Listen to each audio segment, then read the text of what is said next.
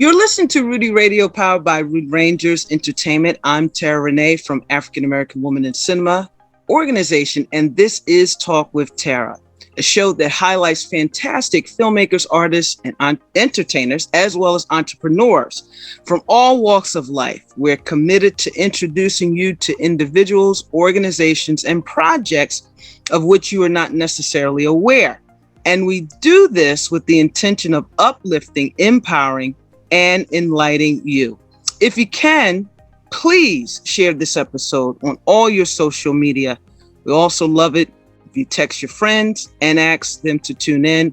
Feel free to ask questions, make comments, and or share your thoughts at any point during the show. We promise to respond. Today, it is my honor to introduce to our audience a young woman who have been so instrumental in many ways through the African American Women in Cinema journey, as we had powered through breaking ground with new types of programming and just really bringing these talented women filmmakers to the forefront in regions, in regions. And I tell you, what makes a good experience is having someone by your side who totally understand what your vision is. And even if they don't understand it, they decide that, you know what, I see something here. I want to be a part of it. I want to help. I want to support. Let me jump in. And ladies and gentlemen, today I bring you the most incredible human being I know.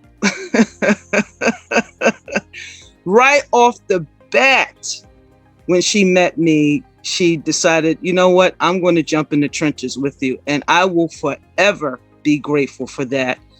Dr. Nancy O'Reilly.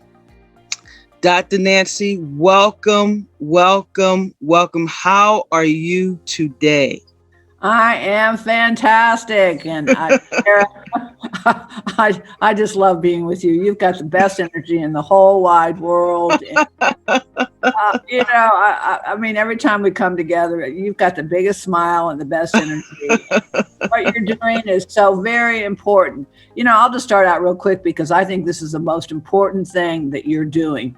We can't be, especially women can't be what they can't see, what they can't hear, and what they can't read about. So that's why I jumped in quickly, because I realized, that until we really get the right pictures out there and the right films and the right media for women and for men, we're not going forward. So remember, we're all in this together. See, I got my promo in there too. I know how to advertise. Yeah. That is good. Your bio reads like a just Guinness World Book of Records, and also an encyclopedia. I want to share some with the audience, but I have a burning question that I want to ask before I do it. I think I'm going to share what your background is throughout our show. You have this incredible passion to help women. Where did that come from? Well, if you'd asked me this question long, long ago, I would say that's not going to happen. That's not going to happen. Because I was the ultimate tomboy. I think I shared this story with you before. Is that okay? I was the one. The boys didn't come over to date me. The boy next door did not come over to date me, because you know what? I could kick a ball, I could hit a bat, I could run faster than any guy. And you know what? And I just looked around and said to myself, these guys are having a lot more fun than those girls over there playing with those darn balls. But time takes sooner or later you have to deal with who you are. So love and marriage and a miscarriage, in college, I'm never getting married. I'm never going to have children. We have to get rid of those nevers and always. So love and marriage, baby carriage. And the darn thing was, I never expected my first child to be a girl. Well, she was. Really? Wow. And I surely didn't expect my second child to be a girl. Wow. And then, heavens, the humor kept coming. My third child was a girl. So, Wow. so I said to myself, God, she's got a really funny sense of humor. So I guess it's time for Nancy to really understand what it's like being a woman. And so now I have these 3 daughters that I really want to, I wanted to open the world up to them. I realized that being a woman is going to be the most important thing for them and understanding their value. So leaving a legacy, that was my key. And I went to school and my daughters were with me.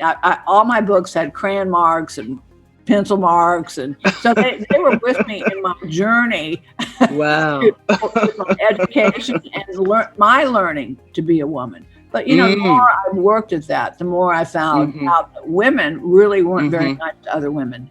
And women were definitely being discriminated against. And it was hard. I came from the school of hard knocks. I remember working at this department store and the manager, which we couldn't even do today, said to me, he said, tomorrow I want you to come and wear a short skirt because you're going to be out selling on the floor. And what? Wow. So guess what? I wore the short skirt and I did a good job the next day. But the point is that you and I both know that we've all come from the school of hard knocks. And so for me, supporting other women was the key. I don't know how much you want the story, but again, where Women Connect for Good came from, I've been doing podcasts like you for over almost 15 years. Wow. In the early days, and I remember talking, and again, I was only interviewing women who I wanted to support and their passion, their dreams. And I asked her, this was at the end of the conversation, I said, well, Mary, how can I help you? What can I do to help you with your mission and promote your book? And the phone call, it sounded like it dropped. Finally went, Mary, where are you? And this little voice came back, this little tiny voice came back, says, you mean you want to help me? Wow. And I said, yes, that's exactly what I want to do. Wow. So that was a seed for Women Connect for Good. That's where Wow. I tell you, Dr. Nancy, it just warmed my heart because like you said, I don't know. We were taught that indirectly not to help other women. I have no idea where that came from. And it's been passed down from generations to generation. Why do you think that was or is actually? Okay, well, first of all, what's the most difficult thing for women to do? What do you think the most difficult thing for women to do is? Oh, okay. Boy. All right. Dong, ding, dong, asking for help. Well, that is true. That's true. Yeah. That is very, very hard because I think many women wear their Superwoman t-shirt underneath their suits, whatever. And somehow, some way, they say, I can't ask for help. And if I do ask for help, I'm only going to get it smacked right back in my face. Yeah, that's so true. Women did not know how to compete. Still don't in many ways. They compete under the belt, but this is when, we're building this community. You're building a community of like-minded men and women who support each other. But there are still those women who basically, you're smarter, you're thinner, you're better looking, and I don't like you. I don't like you. Yeah. Isn't that something? Well, we'll be right back after these messages. You're listening to Talk with Terra, presented by African American Women in Cinema, right here on Rudy Radio. Vera Moore Cosmetics and Skincare was formed to empower all women to feel great about themselves for more than just a moment. When it comes to a flawless complexion, skincare is the key. Vera Moore Cosmetics and Skincare is for women of all ages and skin tones. Be the more fabulous woman you were born to be. I am Madame Francois, and I'm introducing my new luxury skincare brand that's available to you at an attainable price. Discover my beauty secrets, luxurious, effective ingredients with proven results and a price tag that doesn't break the bank. Come indulge with me at lesmadamefrancois.com. We need some vigilante crews. I'm gonna tell you what we need. So these little old jokers running around who shoot us, you gotta take them snipper pliers, cut their shooting fingers off. Chicago is back in the national news. With 74 people shot and 12 fatalities, this is now one of the bloodiest weekends on record. Citizens of the city can't let their kids walk on the street, be on the front stairs even. It's a little boy that I know, he's 3, 4, 5 years old. He been shot twice. There were so many bullet holes, and she was bleeding from everywhere. Violence is the manifestation of our public policy failings across the board. And this is sad, man. 11-year-old is shot. Boom, boom, boom, boom, boom, boom, boom. And a 17-year-old is shot in the face and dead. I'm thinking to myself, I could be the next one to get shot, dead, anywhere, right here, gone. In Inglewood. Forever. It is a war. It ain't Taliban war, it's even worse. Facts. It's even worse, man.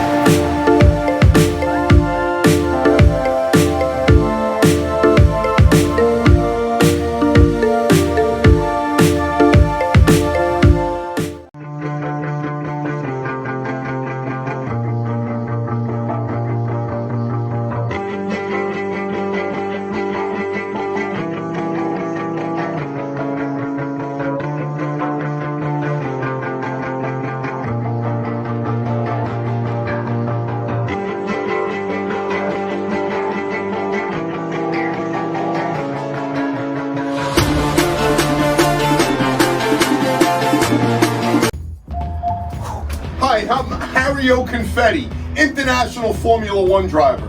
I spent to get to Long Island Telecom before they closed. I need to get one of these fantastic deals that Long Island Telecom has, because you can't beat the price anywhere else. Oh, get away from that car. What are you doing? Freaking kids playing with the car out there. Anyway, I'm glad I got here. Wait, what do you mean you're closing? I gotta come back tomorrow? What's your number? 631-833-9679? Oh, stop writing me a ticket. Welcome back to Talk with Terra. I'm Terra Renee from African American Woman in Cinema, and today we are talking with the powerful Dr. Nancy O'Reilly. So honored to have her here with me today. And we were just talking about some of the nuances that we experience as women. What we've been taught indirectly and directly. But now it's a new day. Dr. Nancy, I believe it's a new day. You know, we have a vice president of the United States who is a woman. What was your first thoughts about that when you saw that? I've never been more excited in my entire life. This new administration is going to probably be one of the most diverse, inclusive cabinets we've ever seen in our history of this country. Wow, and Kamala was she was so gracious. She's a woman of color, but she's a woman of different backgrounds. I mean, she brings to the table such unbelievable knowledge, her experience, her knowledge, and just the way she approaches. I mean, and again, she comes in there asking how I can help. What can I do? And I think we're going to see things happen in our country and in our administration, and we're already seeing some of that. But no, I heard the glass ceiling tinkling, ring ding. So we've never had a woman at this top level as far as leadership.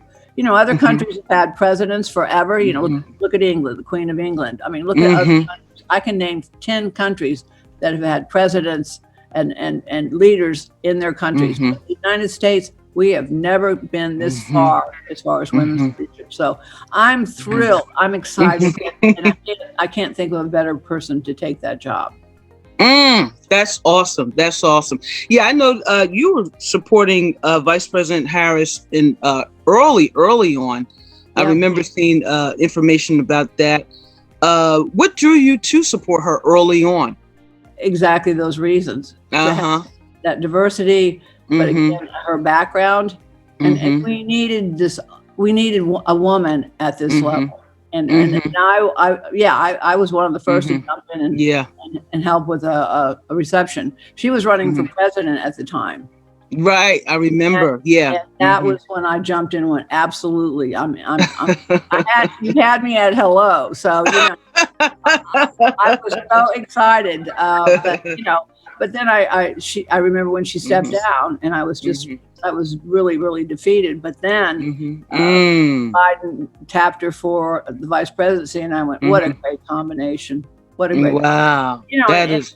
And again, I think this is what was said over and over again during that time, was that, there's a good chance Biden will not survive his administration. He knows he's one of the oldest presidents that have ever been elected, that having a vice president like her needs to be someone that can step in immediately with their leadership skills and with their background to take over that position. And I think that really impressed me tremendously, because that was discussed early on in the campaign, is that she would, he had chosen her because he realized to have someone who could immediately step in and continue the work of that administration. Wow, that is good.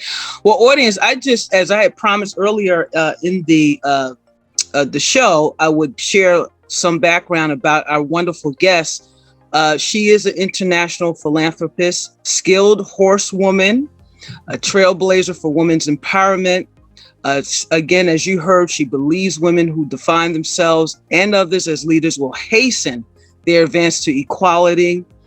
Dr. Nancy founded the Women Connect for Good. It's a 501c3 foundation that provides support for many national and international charities. Her keynotes and speeches inspire audience to create fulfilling and purposeful lives.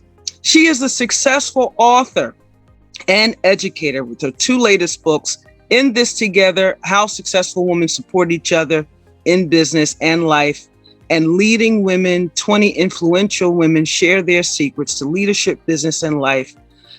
Both share strategies and techniques for women to successfully advance and overcome gender inequities, inequalities in the workplace and life. I tell you, Dr. Nancy, there's several things I want to share with you. One story I want to share that you never knew about me, but I'm going to share this with you. But before I share this one with you, there was a young lady who I met, and she was talking to me at a reception, and she pulled out this book, and the title of the book was called How Successful Women Support Each Other by Dr. Nancy O'Reilly. And I was blown away. I said, wow, I know. I paid her to do that. Where is she? I need to pay her. Where is she? And Dr. Nancy, she had it highlighted. I mean, there were certain chapters in the book that really stuck out. And so your influence and you answering the call to empower women is taking great effect globally. And I want you to know that. I mean, I didn't know this woman, and we met, and there she pulled out your book. And I said, wow, that's amazing. Wow. Amazing. Wow. That's so wonderful. Yeah, so your work, the fruit of your labor is certainly, I know you know this, we know this, certainly not in vain, and is proving that what you follow, the calling you follow, is certainly having a great effect on all of us. And we thank you for that. Here's something I want to share. I studied equine in high school. I need you today. I have a horse show here today. We're going to have a lot of horses here today. Really? We've got a big horse show, one of our first of the season. We're going to have 5 horse shows here at the Equestrian Center. So there should be all rolling in here soon. But yeah. So you studied equine? I studied equine. We had a horse who was 16 hands. Oh wow. He was huge. People need to know 16 hands. That's a nice size. That's a nice size horse. Yeah. Yeah. Beautiful. Brown and black. So please, you have to tell the audience what really inspired you to be a horsewoman. Well, first of all, one of the things that women have to get past is their fear. Well, that's true. Fear is the number one thing that really holds women back. And I have this kind of mantra that whatever I'm afraid of, I have to go and do. And I'm not saying do stupid stuff like run in front of a bus or, step out. I have jumped out of a plane. I have bungee jumped, but anyway, wow. I was I was going through a really, really tough transitional time in my life. I was going through a divorce, and a good friend of mine took me out to her barn and showed me her Arabian, her beautiful Arabian. Oh, wow. And then I got to see all the other Arabians there. And probably, I think it was a couple months later, I bought my first horse. I bought my first horse in 2012. And then it just kept going on and on and on and on, and more horses. And then I started going to horse shows. And then I realized I wasn't going to be any good sitting on the sidelines. So I started riding. I started showing in 2014 against women that were a lot younger, men that were a lot younger. And you know what? It's been over 6 years, and I'm finally starting to feel that it's okay to get in the arena. Oh, it's okay.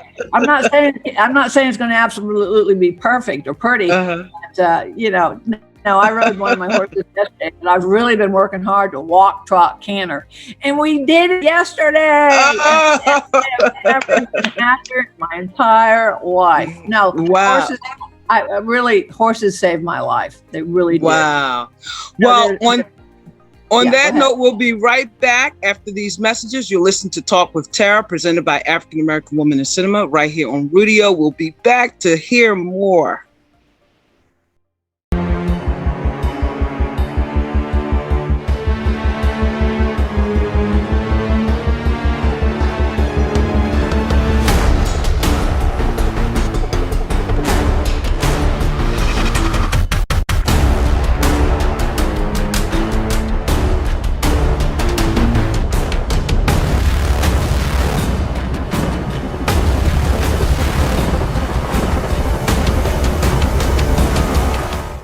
Some vigilante crews. I'm gonna tell you what we need. So these little old jokers run around who shoot us, you gotta take them snipper pliers, cut their shooting fingers off. Chicago is back in the national news. With 74 people shot and 12 fatalities, this is now one of the bloodiest weekends on record. Citizens of the city can't let their kids walk on the street, be on the front stairs even. It's a little boy that I know, he's 3, 4, 5 years old. He been shot twice. There were so many bullet holes, and she was bleeding from everywhere. Violence is the manifestation of our public policy failings across the board. And this is sad, man. 11-year-old is shot. Boom, boom, boom, boom, boom, boom, boom. And a 17-year-old is shot in the face and dead. I'm thinking to myself, I could be the next one to get shot, dead, anywhere, right here, gone. In Inglewood. Forever. It is a war. And that Taliban war is even worse. Facts. Even worse, man. I am Madame Francois, and I'm introducing my new luxury skincare brand that's available to you at an attainable price. Discover my beauty secrets, luxurious, effective ingredients with proven results and a price tag that doesn't break the bank. Come indulge with me at lesmadamefrancois.com.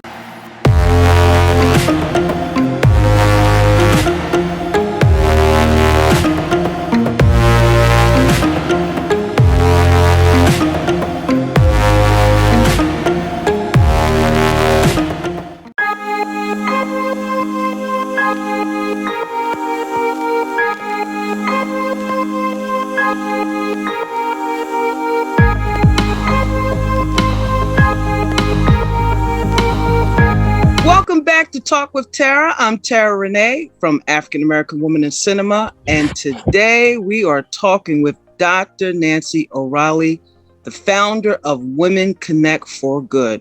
Before we went to break, we were talking about Dr. Nancy being a horsewoman, and now she is riding her horse. Dr. Nancy, please continue.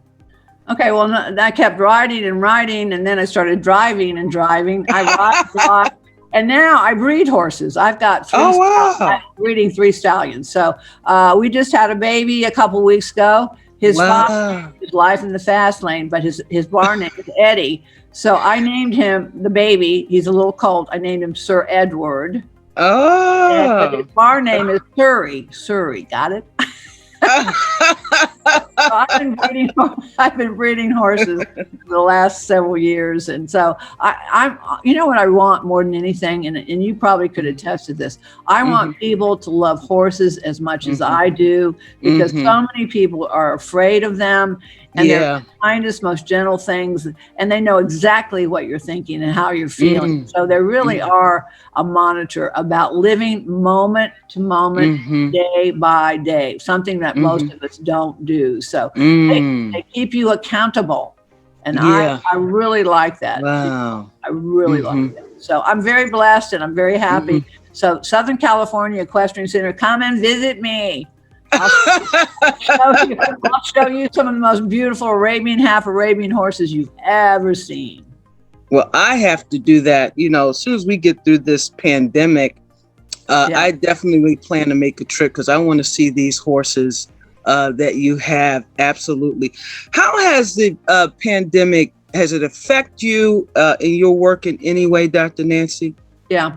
Well, you know, I think it's affected everyone in some way. I think just the overall stress that we have felt when we go out, or if we do go out, you know, today we do have that pandemic. We have strict protocol when people come on the property. We have a COVID check-in. They have to check in. They have to, you know, attest to their health. They have to do it, go to a hand washing station, and masks are required on the property unless you're on a horse. You don't have to wear the mask while you're riding.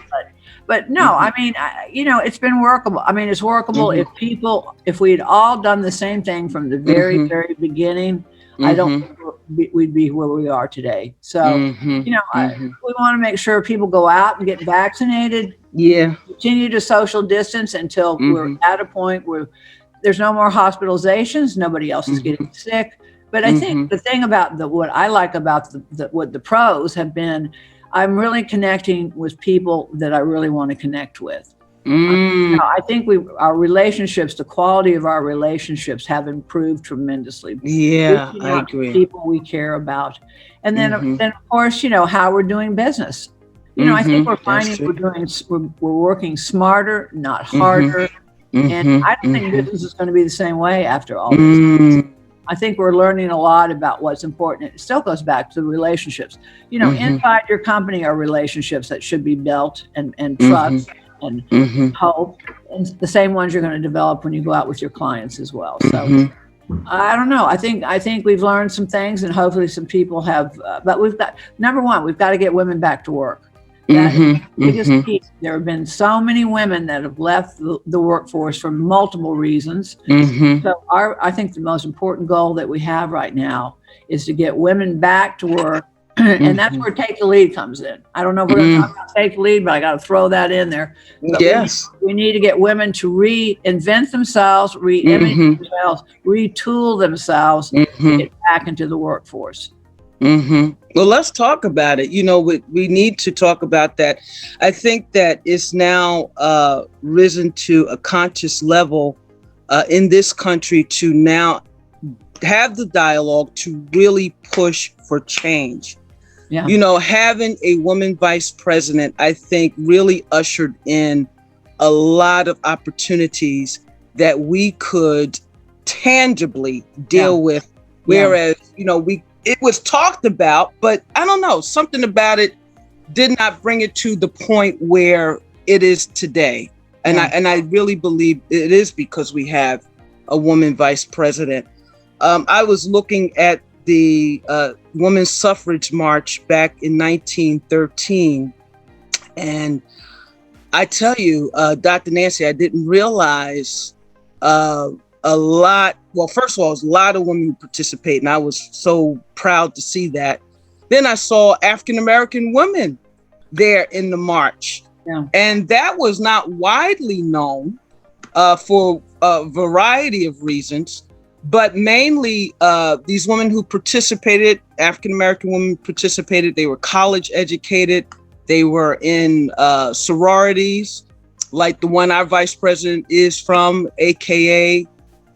There was one woman who stood out to me, Nellie Mae Quander. She was born in 1880, passed away in 1961, and she was an AKA. She graduated from Howard University in 1912. One of the participants in the march. So I thought that was very interesting. So that was the time that we saw this type of fight for equal women rights on that major scale. And somehow from that time all the way up until now, the battle is still the same, but I think we have a little bit more leverage as it relates to what we're experiencing at this moment. But go ahead, your thoughts. Let me just jump in real quick. I've become involved with the National Museum for Women's History. Oh, wow. And this is extremely important. A huge article came out, just what you're talking about the women who participated in that march, and of course, women of color who participated in that march. History, we need to have history to know that women, we come from a place of abundance.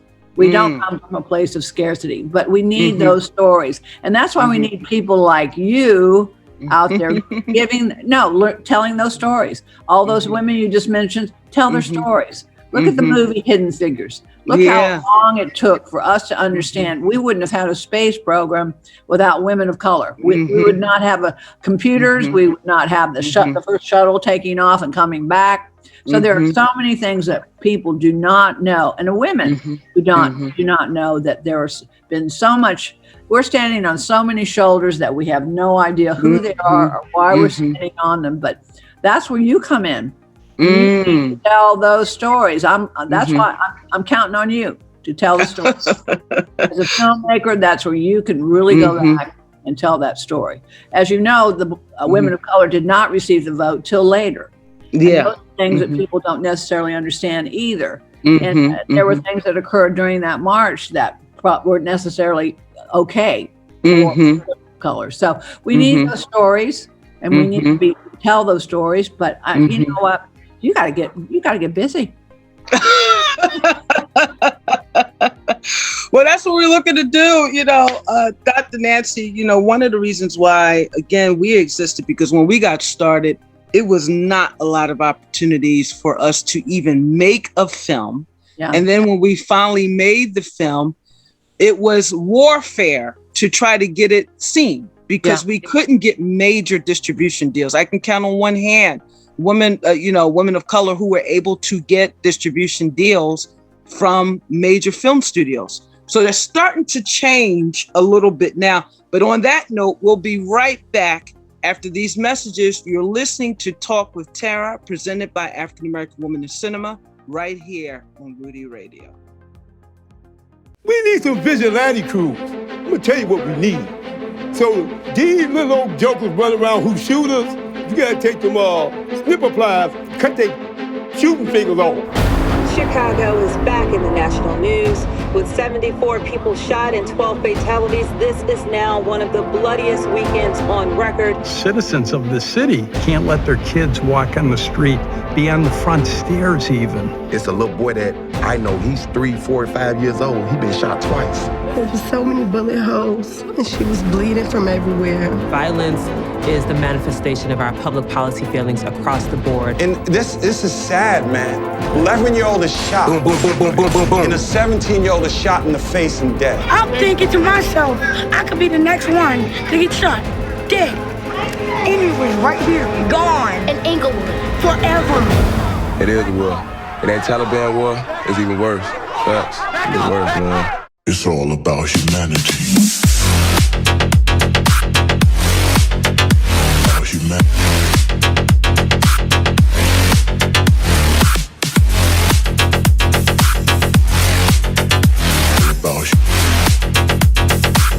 It's all about humanity. Vera Moore Cosmetics and Skincare was formed to empower all women to feel great about themselves for more than just a moment. When it comes to a flawless complexion, skincare is the key. Vera Moore Cosmetics and Skincare is for women of all ages and skin tones. Be the more fabulous woman you were born to be. The COVID-19 pandemic has changed our lives, but one thing that hasn't changed is the need for routine vaccinations. Vaccine-preventable diseases like measles, flu, and pneumonia haven't gone away and can cause serious illness. Protect yourself, your family, and those around you by staying current with routine vaccinations. Talk to your healthcare professional and stay up to date on all recommended vaccines. Learn more at www.nfid.org.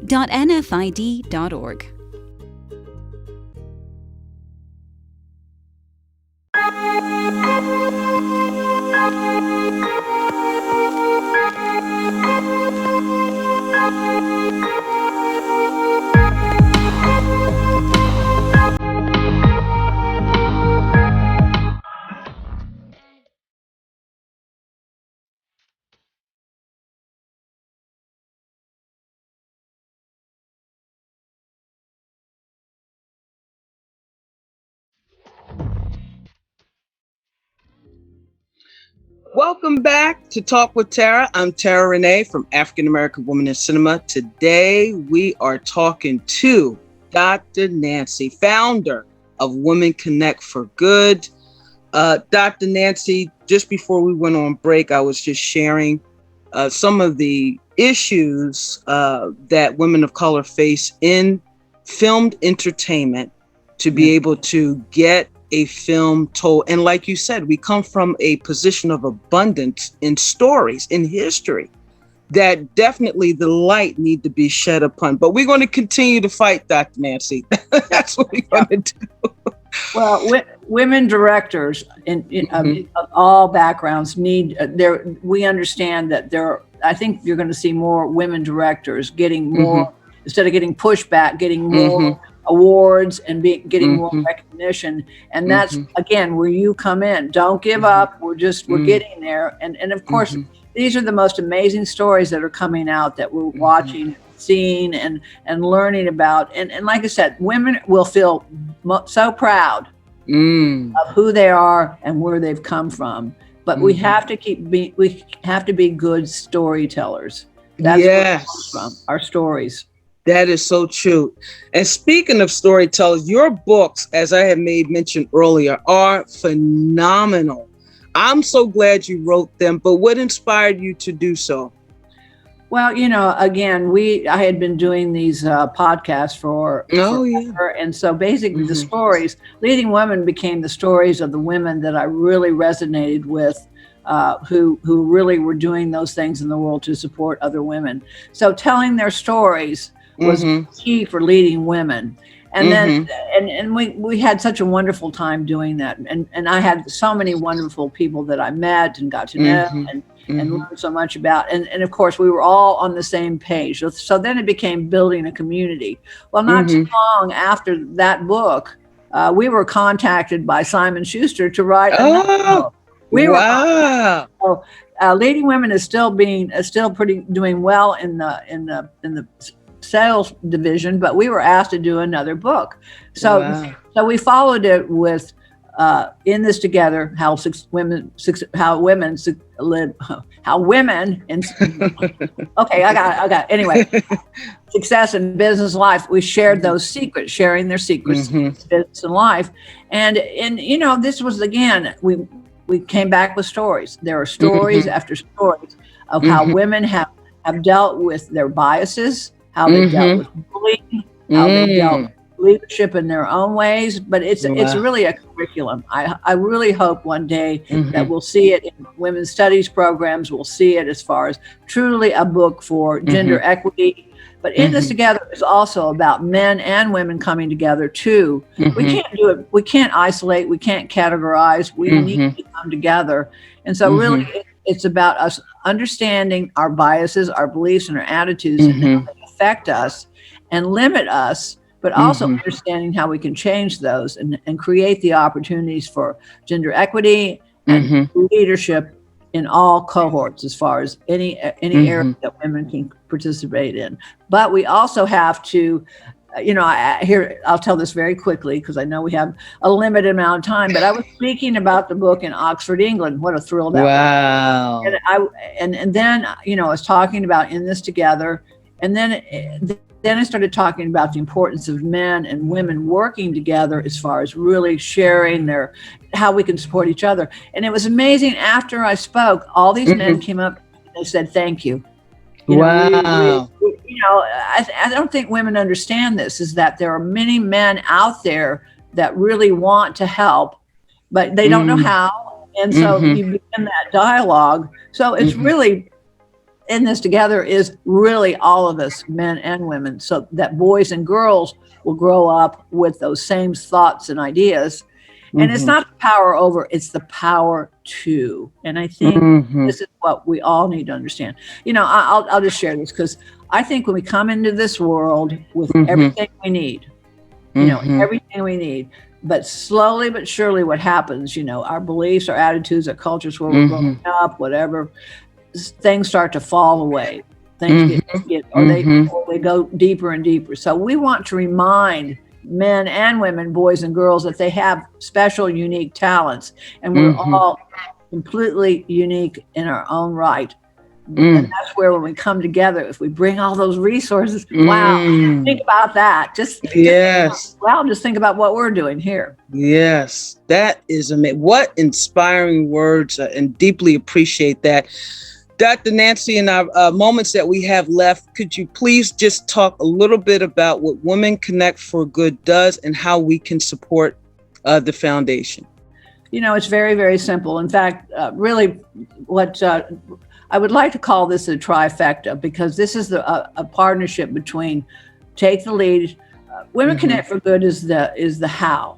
I mean, it's the what, how we would do it. And then the how you do it is the Take the Lead and Diversity Women with Dr. Sheila Robinson. So, you know, we can't, I'm all about collaborating and bringing everyone together. So Women Connect for Good is very, very simple. We support other women's dreams, aspirations. And of course, the mission is one day we're all in this together. That is so awesome. And how does one support the organization if they want to contribute financially? What do we do? Just go to drnancyoreilly.com. And right now I want, before we stop today, I want to also engage people in the campaign that we're currently in, which is the Lift Women Up campaign. So it's liftwomen.com. It's every day. Think about this, Terra. Every day, if we just support one woman, and we lift as we rise. You're a film director. You're in the production of amazing stories, but you have young women that you're surrounded with, that if you lifted one every single day in your you know, in how you approach her with how can I help you, you know, boy, great job. It's amazing. I see the faces of people that supported me. I also see the faces of people who did not. So Lift Women Up campaign, liftwomenup.com. Go to that, drnancyoreilly.com. Go in there and just join. We have podcasts. We have a newsletter that we get out every month. And so join the community. Let's just join and really help each other to get this thing done. We can do it. That is awesome. Now, I don't know where the time went, but they're telling me that we have to go. Oh, no.